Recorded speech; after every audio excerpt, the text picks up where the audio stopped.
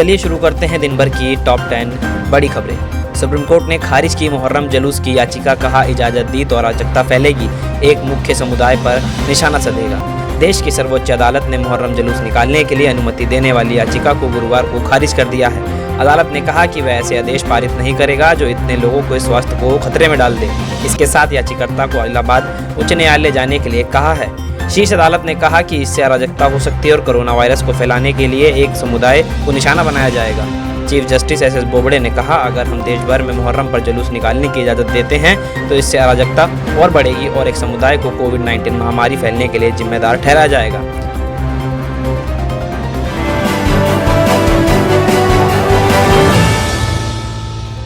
बढ़ते हैं दूसरी खबर की ओर।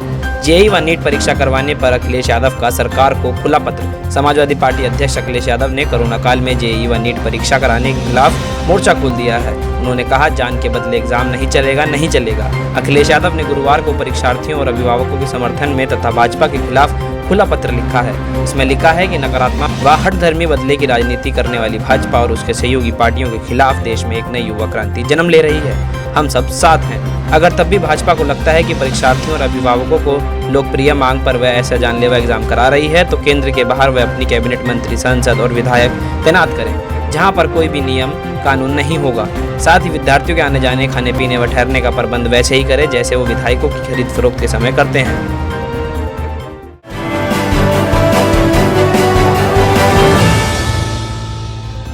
बढ़ते हैं तीसरी खबर की ओर। राहुल गांधी बोले, कोरोना वायरस के टीके के लिए सरकार की कोई तैयारी नहीं होना खतरनाक है।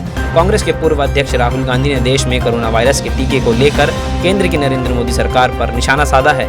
राहुल गांधी ने टीके तक पहुंचने के लिए उचित और समग्र रणनीति के कोई संकेत नहीं मिलने और सरकार की ओर से कोई तैयारी नहीं होने का आरोप लगाते हुए कहा कि ऐसा होना खतरनाक है। राहुल गांधी ने ट्वीट किया, कोविड के टीके तक पहुंच की उचित और समग्र रणनीति अभी तक बन जानी चाहिए थी, लेकिन अब तक इसके कोई संकेत नहीं मिले हैं। भारत सरकार की कोई तैयारी नहीं होना खतरनाक है। कुछ दिन पहले राहुल गांधी ने कहा था कि सरकार को कोरोना वायरस के टीके के इस्तेमाल, इसके वितरण की व्यवस्था पर अभी से काम करना चाहिए।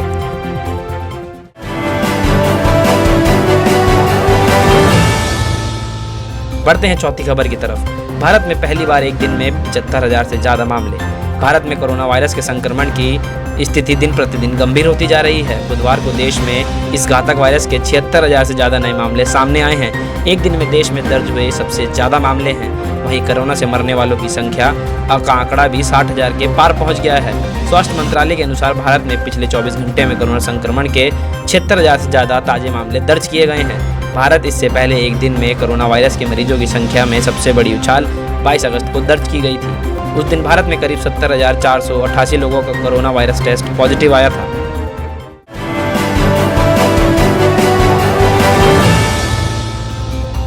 बढ़ते हैं पांचवी खबर की ओर। मां बनने वाली हैं अनुष्का शर्मा। विराट कोहली ने तस्वीर शेयर कर किया पत्नी के प्रेग्नेंट होने का ऐलान। भारतीय क्रिकेट टीम के कप्तान विराट कोहली के ट्वीट ने उनके फैंस को एक बड़ी खुशखबरी दी है। विराट ने अपनी पत्नी अनुष्का शर्मा के साथ एक तस्वीर पोस्ट की है, जिसमें उन्होंने लिखा है, हम तब 3 होंगे। आने वाले 2021 में विराट के इस ट्वीट से साफ हो गया है कि अभिनेत्री अनुष्का और विराट के घर जल्द ही नया मेहमान आने वाला है। कोहली ने इसकी तारीख भी बता दी है। इसके मुताबिक जनवरी में इस सेलिब्रिटी कपल के घर नया मेहमान आएगा।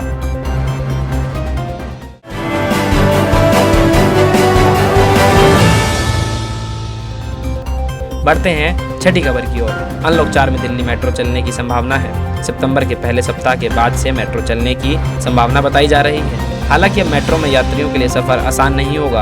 अनलॉक 4 से दिल्ली मेट्रो में सिर्फ 38% गेट ही यात्रियों के एंट्री और एग्जिट के लिए खुले होंगे। एंट्री गेट पर सैनिटाइजर की व्यवस्था होगी। आपको बता दें कि दिल्ली मेट्रो के 671 गेट हैं, जिसमें ये सिर्फ 257 ही खुले रहेंगे।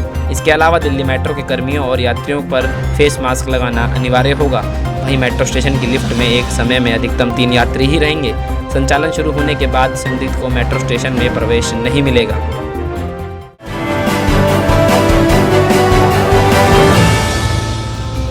बढ़ते हैं अगली 7वीं खबर की ओर। कोरोनिल पर पतंजलि को सुप्रीम कोर्ट से राहत। चेन्नई की कंपनी की अर्जी खारिज। सुप्रीम कोर्ट ने बाबा रामदेव की पतंजलि कंपनी को गुरुवार को कोरोनिल ट्रेडमार्क को लेकर बड़ी राहत प्रदान की है। कोर्ट ने उस याचिका को सुनने से इनकार कर दिया जिसमें पतंजलि को कोरोनिल ट्रेडमार्क का इस्तेमाल करने से रोक लगाने की मांग की गई थी। पतंजलि ने कोरोना महामारी से लड़ने के लिए इम्यूनिटी बूस्टर के तौर पर कोरोनिल दवा लॉन्च की थी। यह पूरा मामला कोरोनिल ट्रेडमार्क से संबंधित था। न कि कोरोनिल के फायदे आदि से। Chief justice of India एस.ए. Bobde ने मद्रास हाई कोर्ट के फैसले पर हस्तक्षेप करने से इनकार कर दिया। मद्रास हाई कोर्ट ने 14 अगस्त को पतंजलि को बड़ी राहत दी और हाई कोर्ट के पहले एकल पीठ के फैसले पर रोक लगा दी थी।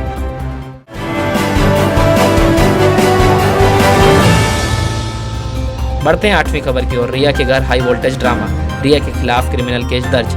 सुशांत सिंह राजपूत केस में सीबीआई ने जांच तेज कर दी है। गुरुवार को 7वें दिन सीबीआई पूरी मुस्तैदी से जांच में जुटी है।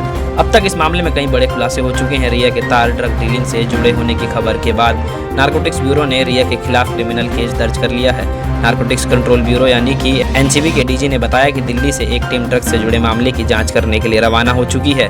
जांच ने रफ्तार पकड़ ली है। वहीं रिया के भाई शौविक से भी DRDO गेस्ट हाउस में सीबीआई ने पूछताछ की।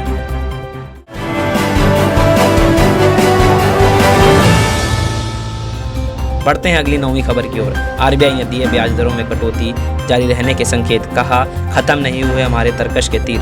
भारतीय रिजर्व बैंक यानी कि आरबीआई ने ब्याज दरों में आगे और कटौती के संकेत देते हुए गुरुवार को कहा कि कोविड-19 महामारी अर्थव्यवस्था को बचाने के लिए किए गए उपायों को जल्द नहीं हटाया जाएगा। आरबीआई गवर्नर शशिकांत दास ने एक कार्यक्रम में कहा, चाहे देर में कटौती हो या फिर कोई अलग कदम के साथ, हमारे तरकश के तीर अभी खत्म नहीं हुए हैं। आरबीआई ने 6 अगस्त को जारी नीतिगत समीक्षा में रेपो दरों में कोई बदलाव नहीं किया था। केंद्रीय बैंक इससे पहले पिछली 2 बैठकों में नीतिगत दर में 1.15% की कटौती कर चुका है। फिलहाल रेपो दर 4% है। रिजर्व रेपो दर 3.35% और सीमांत स्थिति सुविधा यानी कि MCF दर 4.25% है।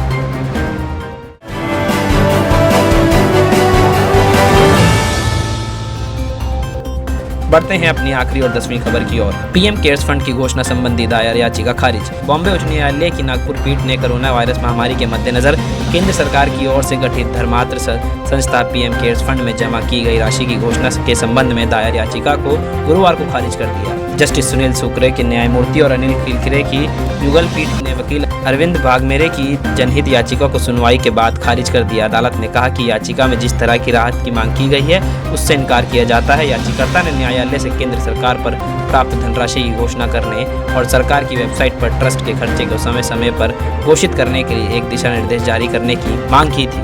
तो ये थी दिन भर की 10 बड़ी खबरें। आप बने रहें द यूएनएन के साथ।